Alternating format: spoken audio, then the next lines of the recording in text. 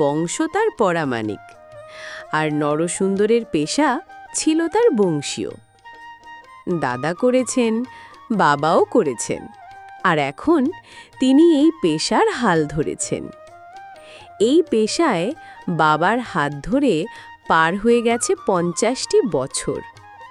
আশেপাশে সব আধুনিকতার ছোঁয়া, বৈদ্যুতিক বাতি, যন্ত্রপাতি চালিত আধুনিক সেলুন। চাইলে পারতেন সেও, কিন্তু বাপদাদার স্মৃতির জন্য এখনো গাছতলায় সেই বাবার ন্যায় নাপিতগিরি করছেন। আর এলাকার মানুষও তারই আদি ধরন ভালোবেসে চুল দাড়ি ছাড়তে আসেন।